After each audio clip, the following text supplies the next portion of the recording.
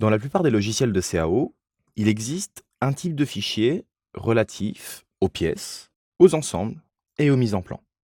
Il est important de bien différencier ces différents types de fichiers et surtout de bien comprendre à quoi ils peuvent servir. Dans cette vidéo, nous verrons donc comment reconnaître les différents types de fichiers et nous aurons un aperçu sur les fichiers pièces, les fichiers ensemble et les fichiers de dessin.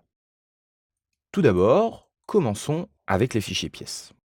Lorsque l'on crée une pièce, c'est un fichier .sldprt pour SolidWorks Part. Lorsqu'on ouvre ce type de fichier, il n'y a qu'une pièce à l'intérieur qui regroupe les différentes fonctions qui nous ont permis de la créer. Ensuite, lorsque l'on souhaite faire un ensemble, on crée un fichier SLD-ASM pour SolidWorks Assembly, qui est en fait un fichier qui contient les références des pièces ou d'autres ensembles, de sous-ensembles, et leur position ou leurs contraintes les uns par rapport aux autres.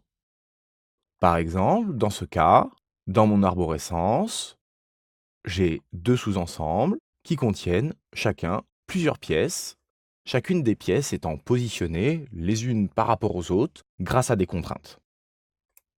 Enfin, lorsque l'on souhaite faire une mise en plan ou un dessin de définition, on choisit le fichier SLD-DRW pour SolidWorks Drawing. Ce fichier sera une nouvelle fois lié à toutes les pièces qu'il représente, que ce soit des fichiers, des ensembles ou des sous-ensembles.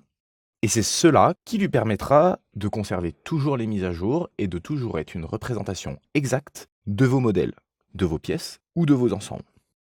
Vous l'avez compris, tous les fichiers sont liés les uns avec les autres. De ce fait, il faut faire très attention à l'endroit où se placent ces fichiers et où ils s'enregistrent. Car un ensemble qui fait référence à des fichiers qui ont disparu ou tout simplement qui ont été renommés de la mauvaise façon n'est plus utilisable et va présenter des erreurs. La mise en plan de cet ensemble, de la même façon, ne sera plus utilisable et présentera des erreurs. Il faut donc toujours faire attention à l'emplacement d'enregistrement, au nom qu'on donne à nos fichiers et à l'organisation de notre espace de travail. C'est justement ce que nous allons voir dans la prochaine vidéo.